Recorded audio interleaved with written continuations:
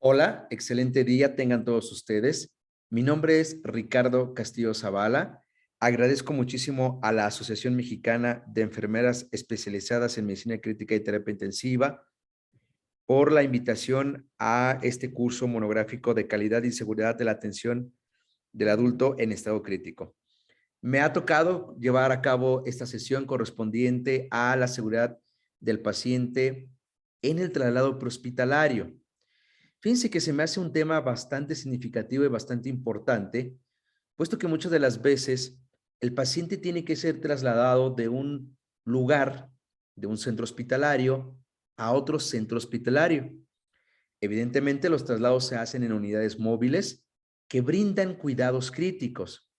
Pero aquí la incógnita con la que voy a iniciar mi conferencia o esta charla con ustedes sería en realidad si existen los cuidados críticos durante el traslado en la ambulancia. Prácticamente vamos a enfocarnos a esta charla y a esa incógnita y al finalizar vamos a resolver ese cuestionamiento. Entonces, fíjense bien, durante el traslado del paciente, este traslado puede estar rodeado de múltiples factores. La ambulancia utiliza diferentes dispositivos muy parecidos a los de un centro hospitalario. Sin embargo, puede haber dispositivos que no tengan la misma capacidad, en este caso, que un dispositivo electromecánico, mayor tecnología, más sofisticado que tenemos en los centros hospitalarios.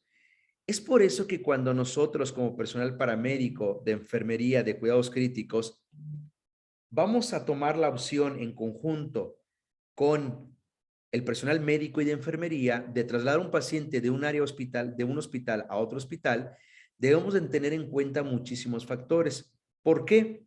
Porque la estabilidad del paciente, la hemodinamia del paciente, la homeostasis del paciente, depende mucho los cuidados que se deban de generar durante el traslado.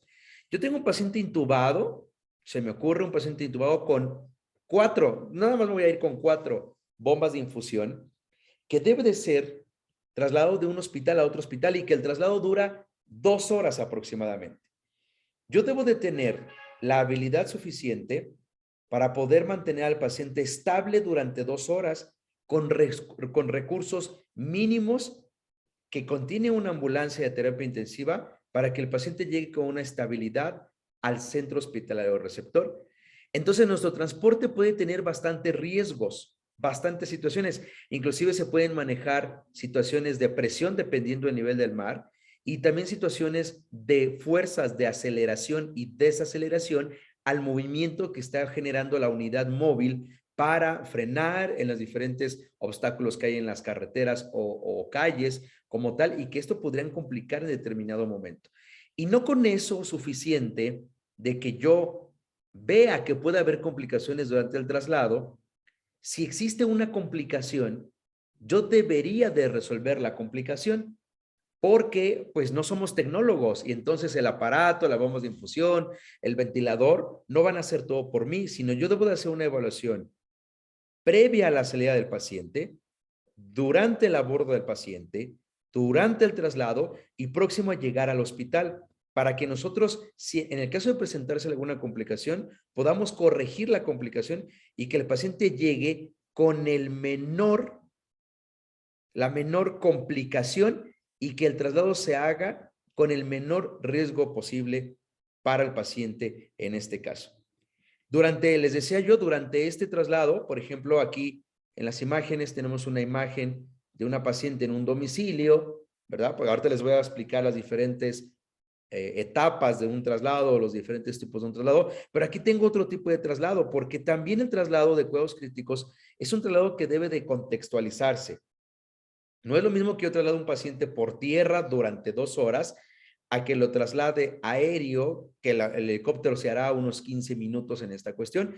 Y les decía yo, durante el traslado no solo es ver los dispositivos electromecánicos que tengo, sino también es generar una atención durante las diferentes complicaciones que pudiesen presentarse durante el traslado, con una planeación adecuada. Si yo tengo un problema en la letra A, en la permeabilidad del conducto aéreo de un paciente intubado, es un cuidado específico. Yo no puedo decirle voy a aspirar la cavidad oral, que sí la puedo aspirar, pero si el problema de la secreción está en el tubo endotraqueal, entonces debo usar dispositivos que aspiren al tubo endotraqueal y que generen la menor cantidad de complicaciones o procesos infecciosos durante la aspiración, se me ocurre. Para eso, pues debemos de tener el equipo más apropiado o conocer los recursos apropiados. Ahí en el manual de reanimación neonatal viene un paso de reanimación neonatal que dice habilidades de comportamiento. Estas habilidades de comportamiento surgen en la necesidad de que la Young Commission hace una investigación de por qué muere el neonato. Y mucho de ello tiene que ver con el equipo humano. Entonces ellos hacen una primera etapa de reanimación neonatal que dice habilidades de comportamiento y viene un criterio que dice conocer el entorno y trabajar con los recursos disponibles. Si bien es cierto, existe un ventilador, se me ocurre, sofisticado para la ambulancia contra un ventilador que nada más me da un parámetro de volumen tidal y tamaño del paciente y frecuencia respiratoria y ya, contra otros que me dan la PIP, que me dan la relación IE, que son de transporte. Entonces, ¿qué equipo tengo yo? Una vez conociendo al equipo, pues saber utilizar al dispositivo y trabajar con ese equipo que tengo en ese momento. ¿Por qué? Yo debo de tener las capacidades suficientes para poder resolver problemáticas que se puedan presentar durante el traslado, y que evidentemente haya resolución del problema y no llegar con un paciente que egrese de un hospital grave, con cuidados críticos, cuidados intensivos, y que lo tenga que entregar yo a otro hospital en paro cardiorrespiratorio. Porque entonces seguramente algo falló durante el traslado. Y si bien el paciente está en paro cardíaco, poderlo resolver. Pero ¿cómo podemos hablar de esto?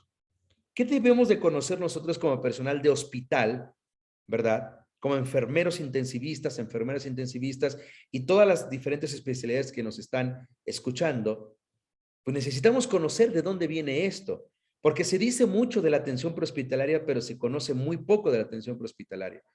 Entonces, claro que hay una normatividad que rige nuestro servicio de atención médica prehospitalaria, porque la Ley General de Salud es muy específica. Usted está brindando atención en salud, entonces está regido por las leyes de la salud en México y bueno, en otros sectores de la Secretaría de Salud.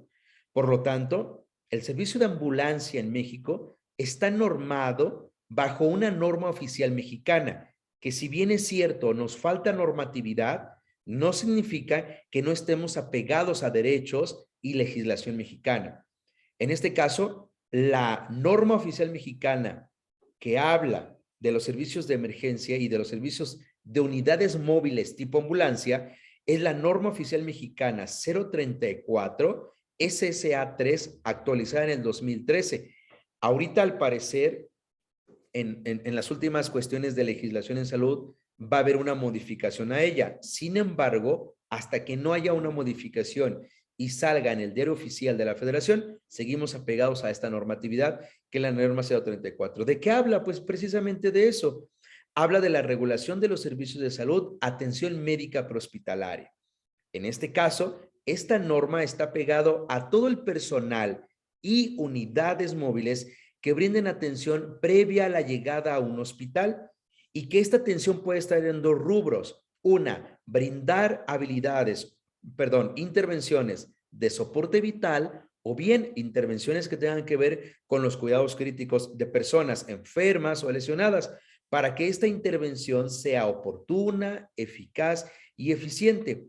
Todo apegado a un contexto estratégico, apegado a situaciones de programas, de protocolos y de intervenciones de la Secretaría de Salud en este caso. ¿Quiénes estamos aplicados a ellos? Bueno, pues todas las personas que se dediquen a la atención prehospitalaria. Y no solo hablo del paramédico, porque también existen enfermeros o enfermeras de traslado y existen médicos de traslado, que si bien es una situación que no está muy apegada a nuestro país, en otros países está muy normado el médico de traslado y la enfermera de traslado en este caso. Es un poquito más común que en nuestro país se lleve a cabo que el paramédico haga precisamente este tipo de situaciones y bueno, debe de estar apegado a todas las normas oficiales mexicanas y a todas las guías de práctica clínica que existan y a toda la legislación.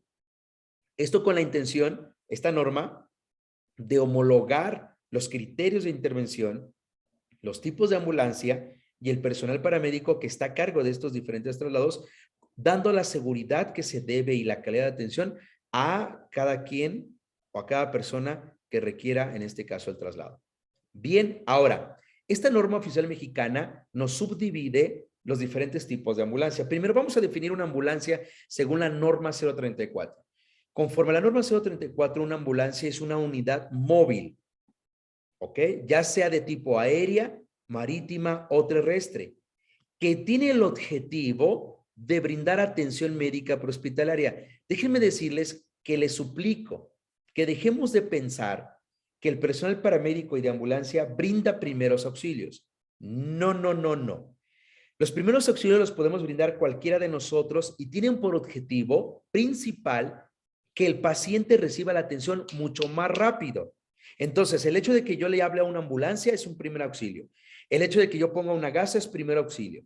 El hecho de que yo me quede con el paciente es primeros auxilios. Pero la ambulancia brinda una atención más profesional. Por eso se llama atención médica prehospitalaria. Claro que también hay medidas de primeros auxilios, pero la atención es más de calidad, es más profesional y es más completa. Por eso le llamamos atención médica prehospitalaria. Esta atención médica prehospitalaria debe de estar diseñada para prever, evidentemente, confort y comodidad al paciente, seguridad al paciente. Ajá. Y la ambulancia va a estar equipada normalmente con un operador del vehículo de emergencia, no es chofer de ambulancia, es operador de un vehículo de emergencia, ajá, que debe de tener conocimientos en atención médica.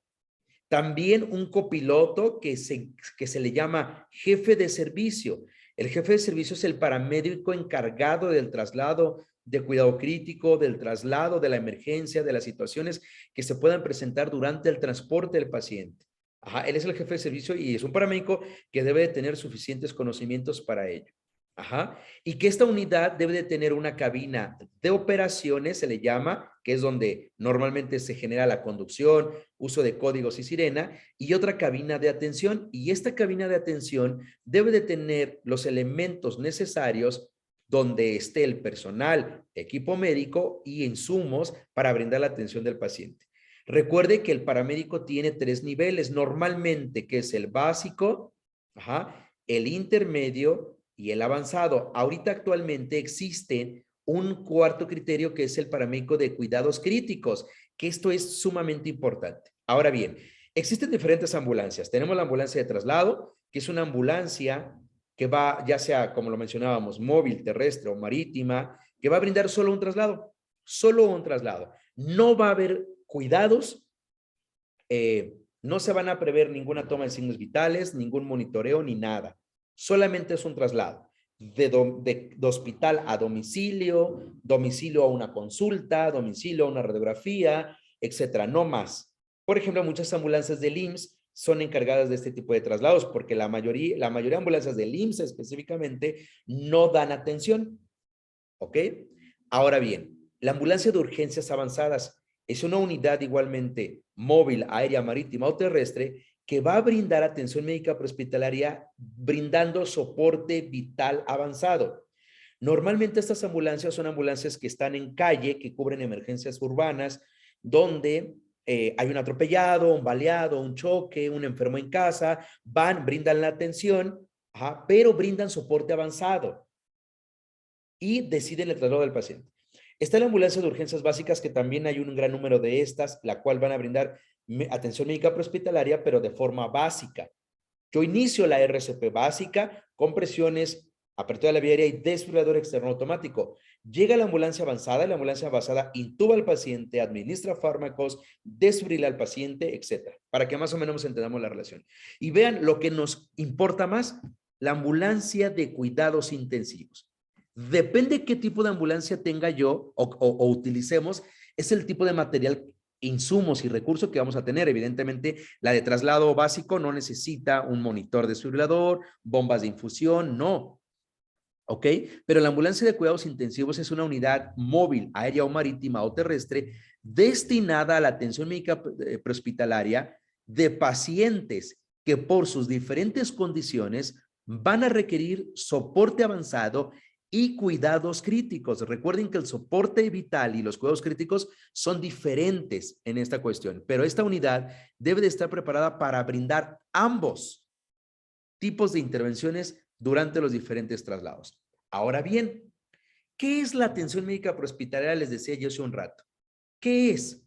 Bueno, pues la atención médica prehospitalaria es la atención o intervenciones que se otorgan al paciente en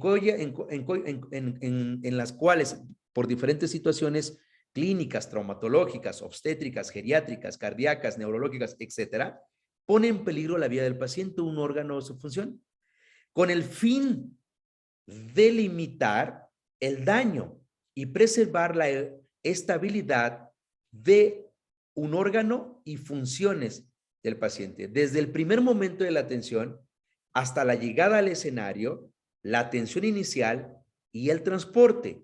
Y en el caso específico, en el cuidado crítico, cuando yo llego al hospital, voy a evaluar que el paciente pueda egresar del hospital. Eso es muy importante, porque muchas veces como enfermeros o médicos llegamos al hospital, llega la ambulancia que va a hacer el traslado, ya llévatelo, lo que no quiero es tenerlo aquí. Ajá, ya llévatelo. Y el paramédico, pero enséñame la gasometría. Imagínense la cara del médico cuando el paramédico le dice, enséñame la gasometría. Si cuando nosotros como enfermeros le decimos, doctor, el paciente tiene una taquicardia ventricular polimórfica, el doctor se queda con cara de, ¿cómo me estás diciendo esto? Ahora imagínese que usted como enfermera intensivista, enfermero intensivista de urgencias, de cuidados críticos, llegue un paramédico y le diga, voy a preparar el traslado, pero necesito ver la gasometría. Claro, ya sé que están diciendo que no todos lo hacen, eso es muy cierto, me queda clarísimo. Enséñeme los últimos estudios de laboratorio. Ya sé que ustedes van a pensar que el paramédico no debería de ver los laboratoriales, pero es una cuestión que se está generando actualmente. Enséñeme la última radiografía del tórax. Si el paciente está intubado, necesito comprobar con capnografía, con radiografía de tórax. Voy a auscultar al paciente porque necesito comprobar que el tubo está en su lugar. ¿Sí me explico? Normalmente el traslado es premuroso, pero miren, acuérdense la diapositiva anterior. Aquí, yo debo como paramédico de cuidados críticos generar una planeación cuidadosa antes del traslado, durante la evaluación del paciente, durante el traslado y posterior al traslado. Entonces, yo necesito ver la gasometría, porque yo no me voy a llevar un paciente que tenga un pH de 7.10, una presión de oxígeno de 30, una presión de dióxido de carbono de 18 y un bicarbonato de 20. Yo no lo voy a sacar, porque si su ventilador de ustedes no logra estabilizar al paciente y los medicamentos que ustedes han administrado no lo logran estabilizar, menos la ambulancia, ¿eh? Téngalo por seguro. Un buen paramédico con una ética profesional. Normalmente las ambulancias son ambulancias de gobierno, de hospital, ¿no? Como el Centro Regulador de Urgencias de la Ciudad de México, el Centro Regulador de Urgencias del Estado de México. Hay una regulación de estas, pero hay privadas y muchas veces el familiar contrata una ambulancia privada. Y entonces el paramédico que quiere ganar dinero, con todo el respeto que se merecen nuestros compañeros, colegas, lo saca, sin problema. ¿Pero qué creen? El paciente genera inestabilidad durante el transporte y que hay un paro cardíaco. Pero el paramédico privado que dice, yo voy a sacar al paciente estable, necesito que corrijan estos parámetros, yo no me puedo llevar así. Aunque sea pagado, es un paramédico que habla muy bien de su quehacer diario. El punto es que el paciente debe de salir bien del hospital, lo debo de mantener bien y debo de llegar al hospital bien a donde va a ser recibido este paciente. Ahora, la atención médica prehospitalaria está homologada con un logotipo, que es una estrella de la vida.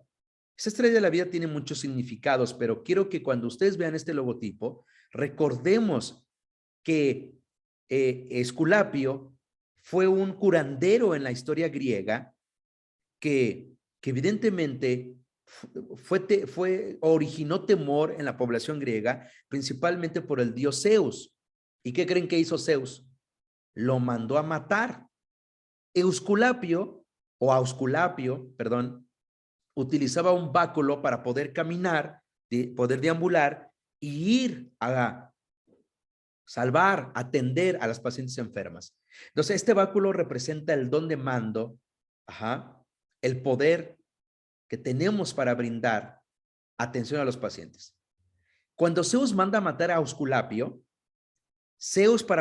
Ausculapio, para protegerse de los enemigos, utilizó una víbora que enredó en el báculo para que esta víbora lo defendiera de los ataques que estas personas tenían contra de él. Y entonces esta víbora significa la sabiduría el conocimiento, la protección que tenemos al brindar el soporte a un paciente en este caso. Muchas otras literaturas manejan que la víbora tiene 3 curvas en el báculo y que una representa la vida, la parte más superior, otra representa la función y otra la estética. Pero en general el báculo y la víbora representan mando y sabiduría. Para que cuando usted vea una estrella de la vida, como cuando nosotros con la lámpara guardemos un respeto adecuado a este símbolo porque tiene una historia por detrás, ¿verdad? Y que desafortunadamente Esculapio falleció protegiendo la salud y los cuidados que él brindaba a la población en general. Ajá. Y pues bueno, tiene algunos colores como el color blanco que significa la imparcialidad y el color azul que significa un servicio universal en este sentido. Ahora bien, la atención médica hospitalaria tiene una serie de pasos. Ajá. Y a eso se le llama las fases de la atención prehospitalaria. En este caso, la fase número 1 es el acceso o el llamado de emergencia o el llamado que se le hace al centro regulador. Oye, necesitamos trasladar un paciente que va intubado a otro hospital, ¿no? Una paciente, se me ocurre, con código Mater por eclampsia, con sufrimiento hepático, probablemente síndrome de Hell, va intubada con bombas de infusión, monitor multiparámetros y necesito llevarla a otro hospital porque ahorita aquí no la puedo atender, ¿no? Se hace un llamado al centro regulador para que el centro regulador ubique el hospital que le toca y pueda moverla, pero necesita una ambulancia de cuidados críticos, una ambulancia de terapia intensiva, porque es una paciente grave. No es un pacientito que va de su casa a tomarse una radiografía y regresarlo a su casa. No, es un paciente que va a requerir cuidados esenciales. Una vez que se hace el llamado, se debe de generar la gestión de qué ambulancia lo va a cubrir, que el personal esté capacitado. Ajá. Y una vez que esto pasa, ahora se despacha la ambulancia al hospital, vamos a ponerlo, ¿no? Al hospital donde está. Y el paramédico tiene la obligación, ¿verdad? Tiene la obligación de generar una evaluación prehospitalaria del paciente. Porque una vez que el paciente, escuche bien esto, una vez que el paciente sale del hospital, la responsabilidad total es del personal de ambulancia. Entonces es lo que les decía, ¿cómo me pides que me lleve un paciente que tienes empaquetado en el abdomen con sangrado, con datos claros de choque hipovolémico?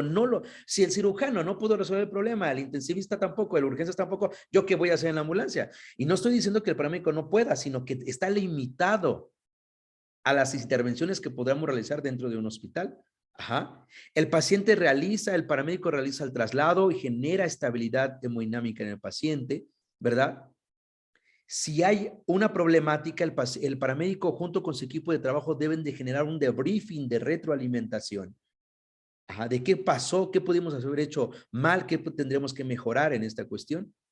Generar en este caso investigación prehospitalaria. Es muy poca la investigación prehospitalaria que existe en nuestro país, en México, y generar artículos de traslados de cuidados críticos. Déjenme decirles que los cuidados críticos prehospitalarios son nuevos en nuestro país.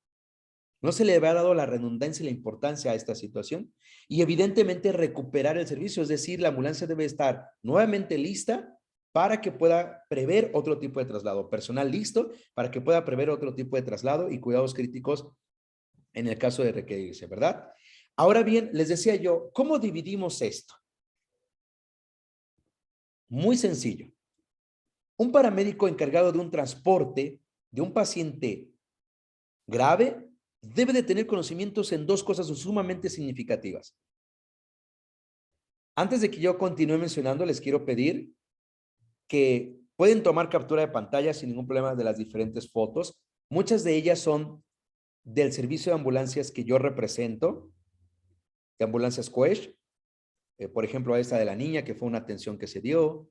Ajá. Este es de otros compañeros, este es de un curso de nosotros y demás. Bueno, solamente que respeten esas fotos y esos pacientitos, ¿ok? Tenemos autorización de todos para ser publicados. Bien, les decía yo, cuidados de soporte vital. El soporte vital son aquellas intervenciones que vamos a generar cuando el paciente seguramente esté en paro cardiorrespiratorio. Soporte vital básico y soporte vital avanzado. Si el paciente nos cae en paro cardiorrespiratorio, necesitamos brindar el soporte adecuado al paciente y sacarlo del paro cardíaco o minimizar las secuelas del paro cardiorrespiratorio. ¿Y los cuidados críticos qué son? Pues evitar que el paciente se vaya al paro cardíaco. Tiene un problema en la vía aérea, lo resuelvo. Tiene un problema en la ventilación, lo resuelvo. Tiene un problema en la circulación, lo resuelvo. Evitando en la máxima posibilidad que el paciente vaya al paro cardíaco. Es como un equipo de respuesta rápida hospitalario. Este es un equipo de respuesta rápida prehospitalario.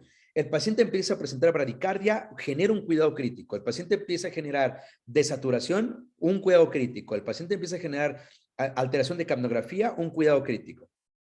Pero no es tan paro, yo voy a evitar que vaya al paro. Una lleva a otra, pero yo voy a evitar en la máxima posibilidad que el paciente requiera intervenciones de soporte vital porque algo malo estuvo ahí.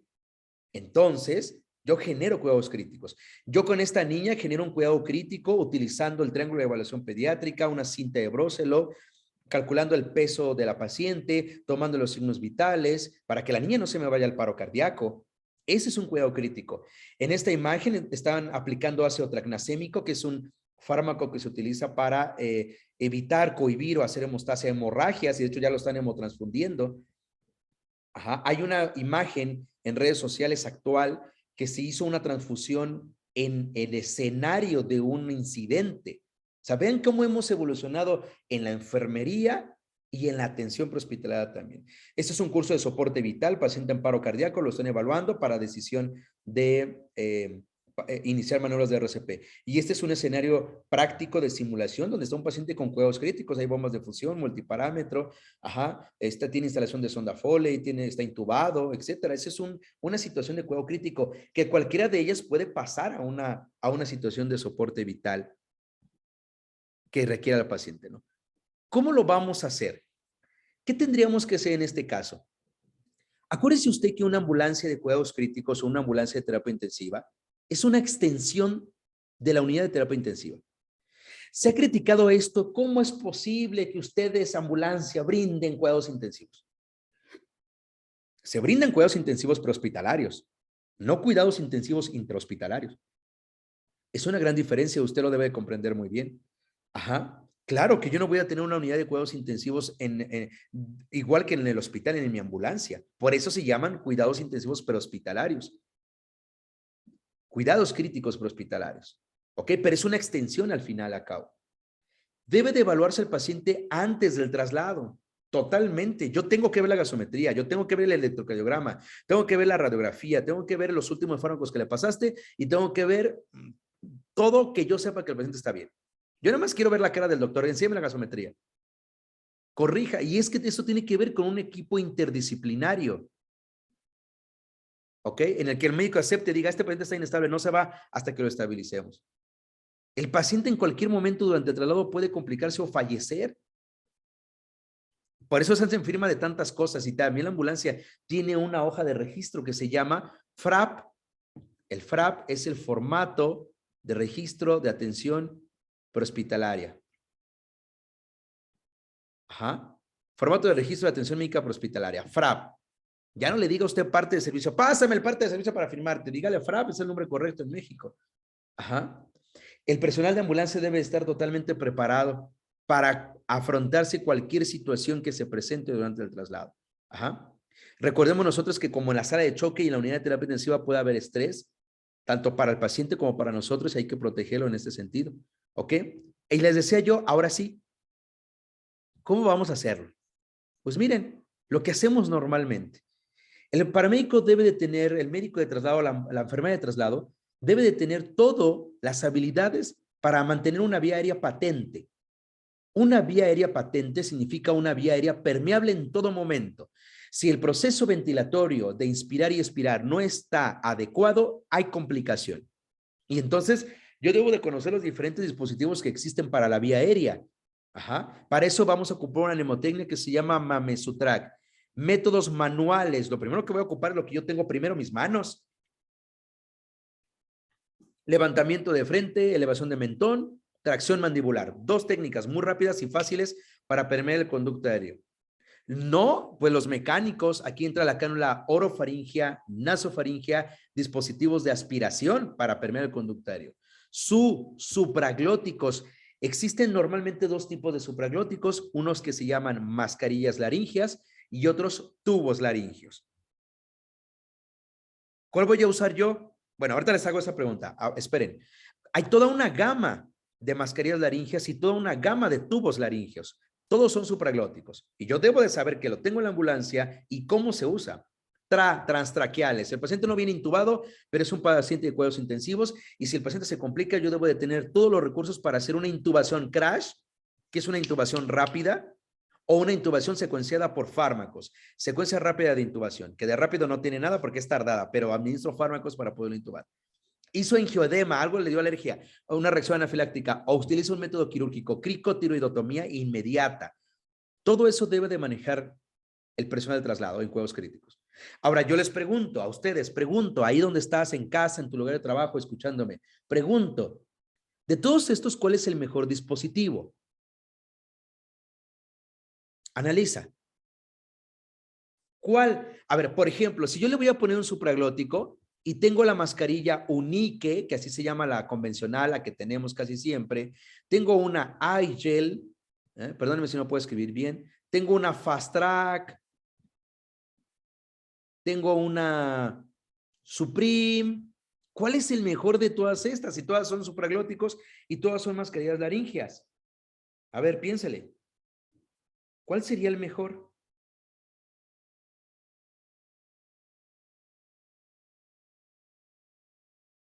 ¿Cuál? Pues le voy a decir, ¿cuál es el mejor? El que tengas a la mano. Ese es el mejor, pero ojo, que lo sepas usar. Acuérdate siempre de esto. No es que un mejor dispositivo sea mejor que otro. Bueno, sí, pero no. ¿Cuál es el mejor? El que tú tengas, pero que lo sepas usar. ¡Wow! Yo tengo una mascarilla Fast Track. ¿La sabes usar? No, entonces no la uses. Porque vamos a cometer barbaridades que no nos convienen. Ajá. Tengo la Unique. ¿La sabes usar? Sí, pónsela. Sin problema. Vamos bien. Tengo un tubo endotraqueal. Tengo un tubo endotraqueal anillado, con doble lumen para aspirar y insuflar. Sencillo. ¿Cuál es el mejor para ti? El que tengas y que sepas usar. Ajá. Entonces, si el paciente se me complica durante el traslado y yo necesito manejar la vía aérea de forma avanzada porque necesito que se mantenga patente, ¿qué dispositivo voy a utilizar? Pues el que tengamos y que sepas usar en este caso. ¿Qué vamos a hacer para la letra B? Pues bueno, vamos a prever cuidados en el proceso ventilatorio y oxigenación efectiva. ¿Cómo vamos a evaluar el proceso ventilatorio? Pues bueno, auscultando los campos pulmonares. Ajá. Aquí yo tengo un pecho, bueno, más o menos, ustedes imagínenselo. Ajá. Usen su imaginación. Aquí tengo las clavículas, aquí tengo la tetilla. Esto parece otra cosa menos pecho. Pero yo voy a auscultar al paciente. ¿Cómo el paramédico debe, cómo la enfermera de traslado debe de auscultar? Si yo tengo un problema respiratorio donde sospecho un problema de obstrucción de vía aérea superior, debo de auscultar primero la región supraclavicular. ¿Cómo se llama la región supraclavicular? Supraclavicular, ¿no? No, tiene un punto de auscultación. Normalmente las sibilancias en las cuestiones de asma, EPOC, otras enfermedades donde nos genere asma, se escuchan en el punto de Goodman. Punto de Goodman, que es arriba de las clavículas. Y el paramédico debe de auscultarlo. Ajá. Ápice derecho, puedes empezar con el que quieras. Ápice izquierdo. Va medio derecho, medio izquierdo, base derecha, base izquierda. Esa es la forma en que yo debería de auscultar. En la parte posterior del pecho, del tórax, entre las regiones escapulares, parte superior de la escápula, existe el punto de Chauvet. El punto de Chauvet se puede auscultar para identificar laringotraqueitis, traqueitis o alguna obstrucción que sea a nivel de la laringe o tráquea. O sea, no nada más lo traslado y ya. Debo de hacer una muy buena evaluación en este caso. Si el paciente tiene una sonda endopleural, debo de generar los cuidados a la sonda endopleural. Si yo tengo dispositivos de presión para la sonda endopleural, los voy a utilizar y si no, voy a tener que pinzar tubo y trasladar al paciente así, cuidando que el paciente no caiga en neumotórax. Atención. Debo de generar percusión y palpación, palpar el tórax, percutir el tórax para verificar si hay exceso de aire, si hay exceso de líquido, etcétera, ¿no? Con el timpanismo, el mate, etcétera, ¿no? Para ver. Usar la oximetría. La oximetría, si bien es cierto, no es un dispositivo, no es un valor cuantitativo muy ad hoc, pero funciona, claro que funciona. La capnografía es la situación o el valor mucho más importante para comprobar que está intubado, para comprobar que está bien ventilado, para comprobar que se está comprimiendo bien en el caso de que se está comprimiendo. Acuérdese usted que la capnografía tiene un valor de 35 a 45 milímetros de mercurio, igualito que la presión de dióxido de carbono. Solo que aquí existe una cuestión. Cuando yo tengo una capnografía a nivel del capnógrafo, vamos, de un dispositivo de capnografía muy baja, quiere decir que el dióxido de carbono se está quedando en la célula. Y en lugar de la gasometría, cuando tengo la capnografía muy elevada, quiere decir que hay mucho dióxido de carbono a nivel de la célula. ¿Vamos bien? Verificar la onda capnográfica. Acuérdense usted de la teoría del elefante que se comió, de la boa que se comió el elefante, perdón, al revés. Ajá, y yo puedo saber que el paciente está extubado, acaba de toser, está hipoventilado con la onda capnográfica. Y eso lo puedo yo ver en el multiparámetro si tengo la onda capnográfica conectada. Si yo tengo un ventilador de transporte, debo de saber calcular el peso ideal, el peso predicho, el volumen tidal, el volumen minuto, el volumen corriente, etcétera. Calcular la relación IE, si es que el ventilador me lo da, o qué tipo de ventilador tengo yo para prever la ventilación. Usar muy bien el balón válvula mascarilla. El balón válvula mascarilla tiene muchas cuestiones que hay que analizar, como las líneas de presión, ajá, en el caso específico de las válvulas de pop-off, las válvulas de presión intrapulmonar, conectarle una válvula PI para favorecer a la apertura de los alveolos y que no se generen atelectasias alveolares o colapsos alveolares. Ajá, con una válvula PI pues sería muy sencillo poderla utilizar. La gasometría prehospitalaria, un tema no tan alejado en México. En México ya se iniciaron protocolos de investigación con un gasómetro que va a ser utilizado en la ambulancia, ajá, para poderle dar mayor énfasis a la evasión del proceso ventilatorio. La letra C, cuidados de la circulación y perfusión.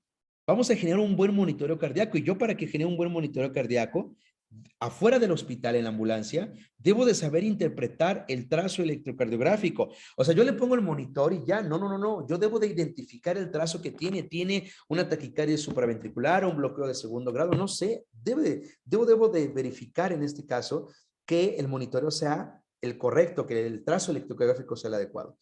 El paciente, presión arterial, acuérdense que existen metas terapéuticas. Hay metas terapéuticas prehospitalarias.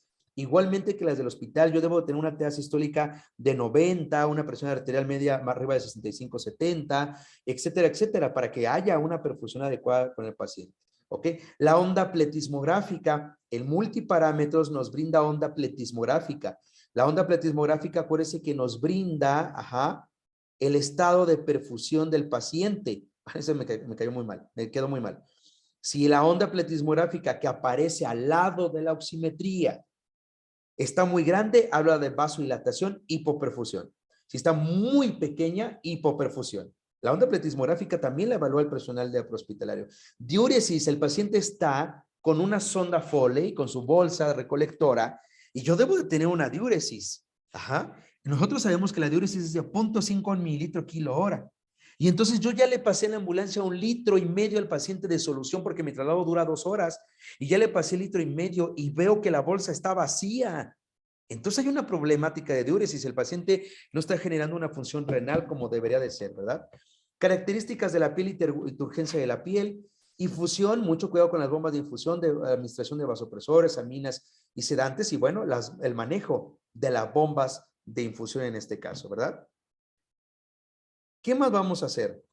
Bueno, los cuidados neurológicos, ¿verdad? El paciente seguramente viene sedado, tal vez paralizado, para la intubación fue, pero viene sedado, y yo debo de manejar diferentes escalas, como la escala de coma de Glasgow para la evaluación neurológica, la escala de Niche, no sé, diferentes escalas, o bien la escala, por ejemplo, de Ramsay, como las mostramos ahí en la imagen, la escala de RAS, etcétera, para verificar el estado motriz y de sensibilidad de sedación, de agitación del paciente que nos pueda a nosotros brindar una información más detallada de la función neurológica del paciente.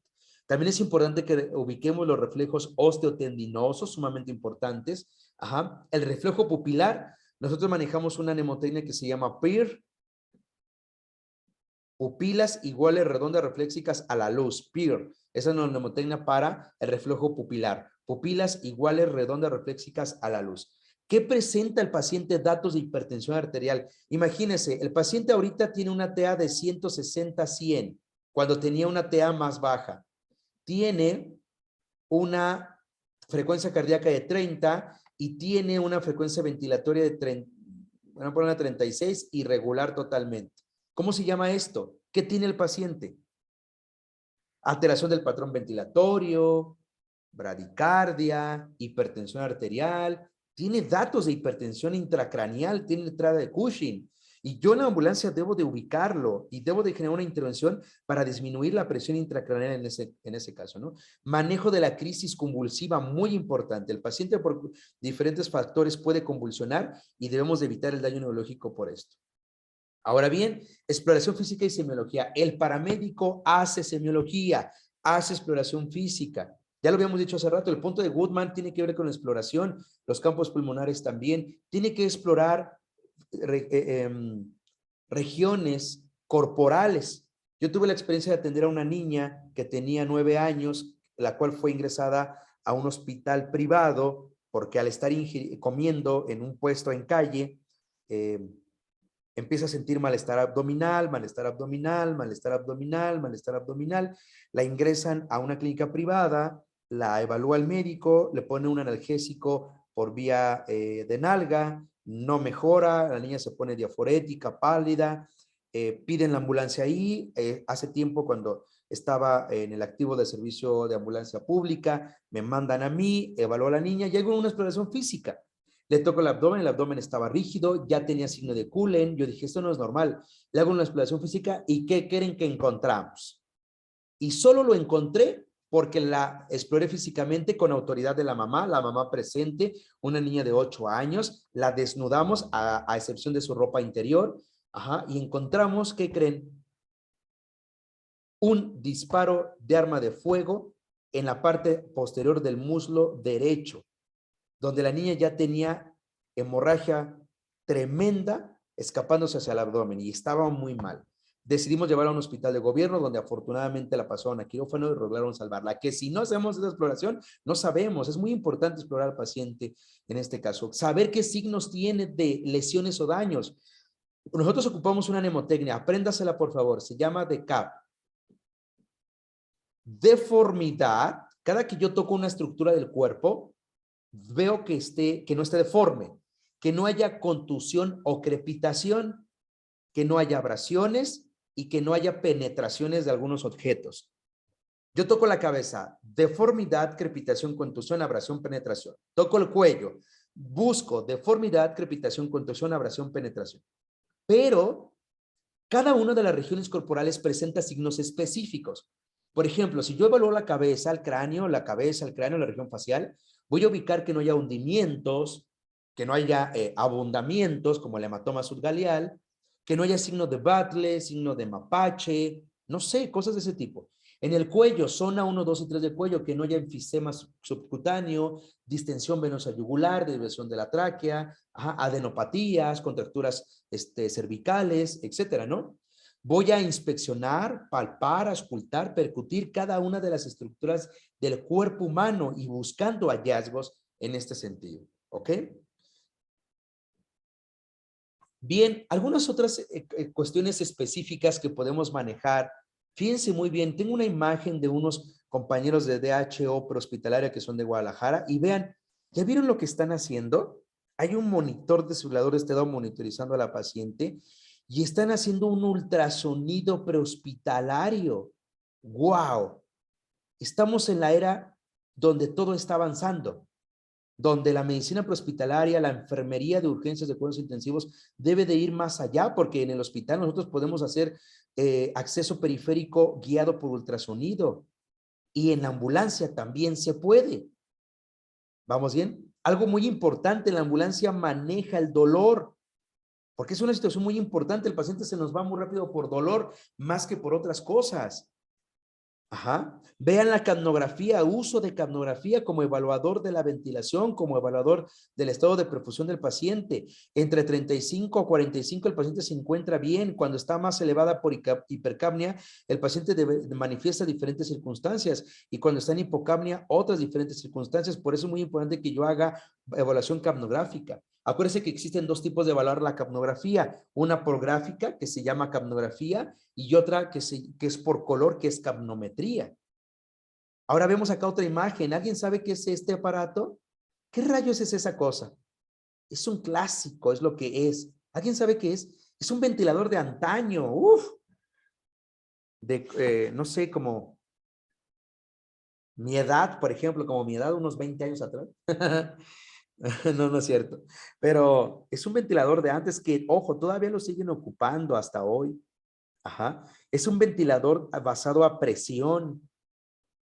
Entonces también la ambulancia maneja ventilación con ventiladores de transporte y ventiladores sofisticados que son hechos de transporte, son hechos para una ambulancia. Y que también el paciente debe de tener, o el paramédico, perdón, debe tener los cuidados ante esta situación.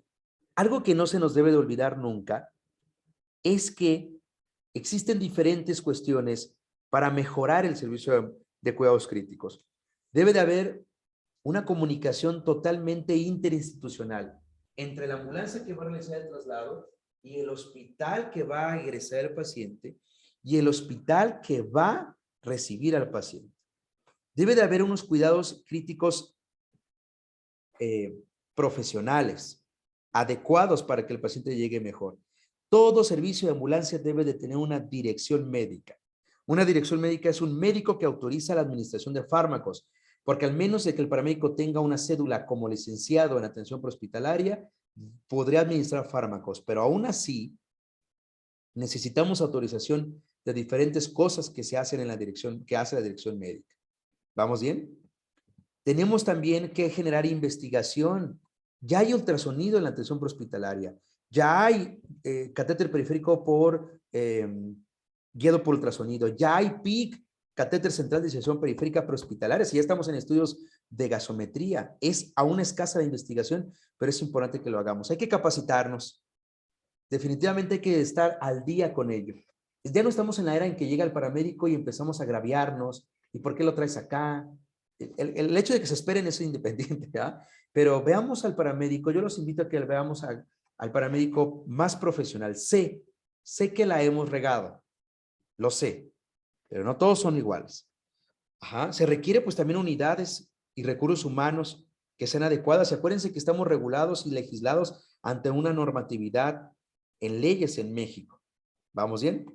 El sistema de emergencias médicas no existe para darle trabajo a los paramédicos, existe para darle mejor calidad de vida a los ciudadanos. Esto es sumamente importante. La atención prehospitalaria debe de ser una atención que brinde una calidad de atención excelente y una calidad de vida a los ciudadanos. Y no debemos de olvidar que también en la ambulancia estoy realizando una investigación y unos protocolos con las ambulancias que represento sobre humanizando la atención prehospitalaria, donde podamos incluir estrategias para que los pacientes de traslados sencillos, de traslados de terapia intensiva, donde se requieran cuidados críticos, ¿verdad? Puedan tener, en este caso, un traslado con calidad humana, donde su momento complicado de traslado se convierta en un área armónica de entendimiento, de comprensión y, ¿por qué no?, también contribuir a la muerte humanizada. Aquí tenemos el traslado de dos de nuestros compañeros, los dos son pacientes por COVID a los inicios de esta desafortunada pandemia, y que ellos están brindando una calidad hacia el paciente, y que también la humanización está en atención prehospitalaria. Es un enfoque que debemos de ir mejorando constantemente, porque a veces, como en todos los lugares, tenemos poca empatía, neurosis, y a veces la atención no es la más adecuada. Si yo quiero que me traslade el mejor, quiero que nuestros paramédicos sean los mejores en este caso. Bueno, por último, existe toda una gama de entrenamiento en la atención prehospitalaria. No estamos en la época donde ya no te tienes que entrenar. Si a alguien de ustedes le interesa ser paramédico, aparte de ser enfermera o enfermero, hay que entrenarnos, igual que en enfermería. Hay que capacitarnos de forma constante. Hay que estar a la vanguardia. Ajá. Existen programas, por ejemplo, la NAEMTI es la Asociación Nacional de Técnicos en Emergencias Médicas de Estados Unidos, que está presente en México, y tengo el honor de ser el representante de un centro de entrenamiento NAEMTI, ajá, que genera programas como el programa PHTLS, que es el programa de atención básica y avanzada de trauma prehospitalario. Hay uno que se llama AMLS, que es el Advanced Medical Life Support, que es el programa de NAEMTI, de soporte médico avanzado en las cuestiones clínicas del paciente, urgencias neurológicas, endocrinológicas, metabólicas, renales, etcétera. Existe otro programa que se llama ETLS. En el programa ETLS tuve la oportunidad de escribir una sección de libro, ajá, y bueno, en la publicación del libro, ahí por ahí está mi nombre. Entonces, este programa ETLS es un programa prehospitalario principalmente a nivel Latinoamérica. Y hace unos días llevamos a cabo el primer evento en México del Registro Internacional de Paramédicos, donde se busca que los paramédicos de nivel Latinoamérica tengan un registro internacional como un número de folio para que tengamos estándares de competencia en el entrenamiento. Entonces, pues bueno, como en resumen, los cuidados críticos prehospitalarios son de suma importancia para que el paciente llegue bien al hospital, como lo decimos acá en el medio prehospitalario, que llegue igual o mejor de cómo me lo están entregando y nunca peor. Ajá. Los invito, bueno, en esta ocasión a que me sigan en las redes sociales donde publico diferentes circunstancias que pueden ser positivas para ustedes. Aquí está mi página de Facebook y mi fanpage, tanto de su servidor como de la escuela que represento, y mi WhatsApp si alguien quiere tener contacto con su servidor. Muchísimas gracias por su atención a la Asociación Mexicana de enfermeras especializadas en medicina crítica y terapia intensiva, a este curso monográfico. Esperamos que los objetivos se cumplan y que esto contribuya siempre en pro de la salud de todos los pacientes que atendemos día a día. Muchísimas gracias. Pasen excelente día.